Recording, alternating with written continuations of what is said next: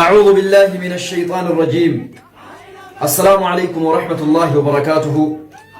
ربي قافا سورة التوبة بوسو براءة من الله ورسوله إلى الذين عاهدتم من المشركين فسيحوا في الأرض 4 أشهر واعلموا أنكم غير معجز الله وأن الله مخزي الكافرين. جتشون ربي سبحانه وتعالى أكم نموتوا بيكو بسم الله سوف يدمر ربين سورة التوبة كان مسلموتاف إرقا قد دبر سيجرا إرقا قد ربين دبر سيسنا كيسا كان أكان نما غرغارو كان نما جبيسو كان نما غمتشيسو آية أكنجل بعد أعوذ بالله من الشيطان الرجيم. إن الله اشترى من المؤمنين أنفسهم وأموالهم بأن لهم الجنة يقاتلون في سبيل الله فيقتلون ويقتلون وعدا عليه حقا في التوراة والإنجيل والقرآن ومن أوفى بعهده من الله فاستبشروا ببيعكم الذي بايعتم به وذلك هو الفوز العظيم. أو كما قال الله عز وجل ربي سبحانه وتعالى قاف جنة أومو ربي سبحانه وتعالى قاف جهنم أومو جنة وانتين دله قبا وانتين نانسي إجاري قبا وكذلك جهنم قاف قبيسو وانتين دله دلاسة تجاري قبا. رسول الله عليه الصلاة والسلام أكجان حجبت الجنة بالمكاره وحجبت النار بالشهوات. جنني والنسين دلهمتين والنسين أمرفته واللبون ما جبسيسو نجرا قام مسجد ربي أكنت ديغمي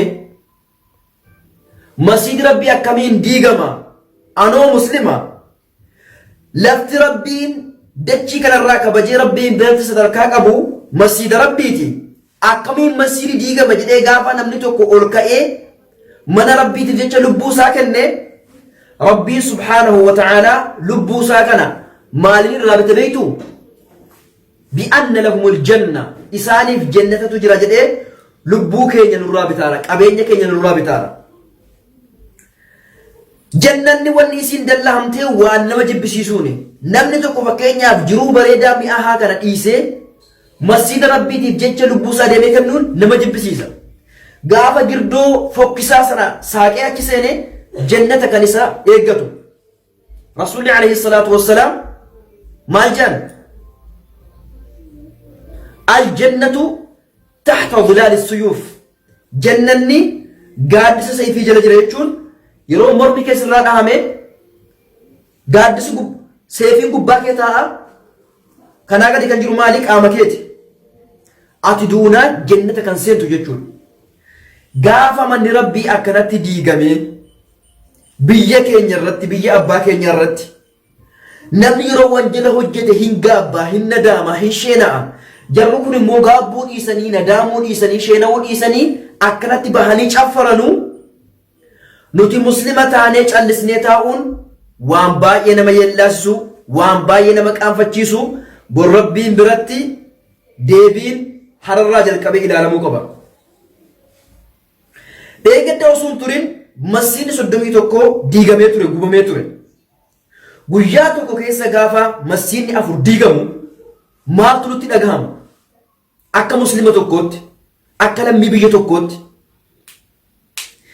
hattaa biyya Itoophiyaa jedhamtu dhiisaati biyya muslimni 160 keessa jiraatu dhiisaati biyya muslimni 195 biyya muslimni 195 xiqqeenyi muslimaa keessatti lakkaa'amu keessattuu namni tokko gaafa masjiida gube hin dhokata hin fiiga hin baqata jarru kun immoo baga gubne ishoo biyyi kun biyya keessanii miti duraan maal jedhama musliimoonni duraan muslima maal jedhama ture la አሞራዎች ዋርካ ለሙስሊሞች መካ ጀደመ ቱረ Aseerraa wanni nu gahe jechuudha. Allaattiin odaa gubbaa galti muslimni makkaan malee Itoophiyaan hin beektan kan eenyu akka ta'e. Qalabatii eenyu keessa jirti jedhan Itoophiyaan dhagaartuu miti. Namni hundinuu hararraa kaasee kan dhiiraa kan shamaraa kan xiqqaa kan guddaa kan biyya keessaa kan biyya alaa namni hundinuu dirqama mataa isaa baatuun dirqama. Barreessuun ta'ee walaloon ta'ee dubbachuun ta'ee gargaarsaan ta'ee lubbuudhaan ta'ee jechuudha. Gaafa manni rabbii guyyaa tokko keessa masjiidni 4 diigamu eeggadda osoo turin 31 diigame. Jarri kun barosuu xiqqoo aangoo argatanii ilmoo kee akkasii jalaa qalan afaan tokko amantii tokko biyya tokko alaabaa tokko jedhanii akkuma duraan haasaa turan jechuudha.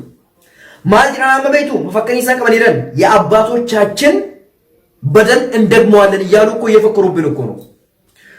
ወንጀል አባን keenya hojjetan har'as hin deebisne jedhanii akkuma argaartan kunoo haala kanaan jarri mafakkaree dhaggeessaara jechuudha. Nurraa maali kan eegamu obboleeyyan akkam ta'uu qabna nuti. Bilisiginnaa paartii jedhanii ግልጽ የሆነ ብልግና እንጂ ብልጽግና አይደለም ይሄ። namni tokko fakkeenyaaf namni maqaa oromootiin aangoo gubbaa bahee gaafa oromoo nyaachuu jalqabe gaafa ijoolleen barattuun muslimaa barattuun oromoo yuunivarsiitii biraa keessatti dhumtu inni asirraa achi as ba'ee gammachuu nutti haasa'u hin beekne bara. Awwannini isinii dhaamu wanni isinii dhaamu haqaaf yoo hin dhaabbanne gandummaaf yoo dhaabbatte wallaahi har'a suura isin salphattaa beeki. An nama tokko biyya koo waan ta'eef hin jaalladhu hin kabaju. Biyya biraa waan ta'eef hin jibbu hin arrabsu. Obboleessi kan koo kan gara haadha kootii keessaa bahee gaafa ni dogongoree gaafa ni haqa kan koo gate aduwwi kiyyanne unkaan nama biyya kootii nama ganda kootii isaati. Yaa warri gandummaan olii gadi ana abaluun deeggara ana abaluu biraan dhaabbadha warri jettan dhaabbadha hundi keessan dhaabbadha. Eenyu haqa akka jiru hin beekna. Afaan yoo baafne dubbafne footoo keenya garagalchitanii waan diiman irra keessan sinii galee nuti gandummaan hin deemnu. Eenyu haqarra akka jiru eenyu kan onnatee saba kanaaf amantii dhaabbate eenyu akka ta'e hin beekna. Kanaaf piliis yaa warri gandummaan deemtan har'as boris hin salphattan dhiisaa of keessaa dhiisaa. Nuti kan barbaannu nama haqa oromootiif haqa islaamaa nama eegee deemu kan barbaannu. Kun immoo eenyu akka ta'e hin beekna hundi keenya. Innaaqaallen ብንናገር እናልቃለን ይተያል ከናፍ ገባውማት ወንደ ስኒ ዳሙ ሁንድ ከሰኑ ድርቀማ ማታ ከሰኒ ባህዳ በሬሳ ነሺዳስ ባሳ ወለሉስ ባሳ ዳዋስ ጉዳ ወለ ስጃራ ወልጉርሜሳ ቢየከኝ ጀረቲን ሩራፍራቹ ደምቲ ከኑ መርጋን ከ ሰላም አለይኩም ወራህመቱላሂ ወበረካቱ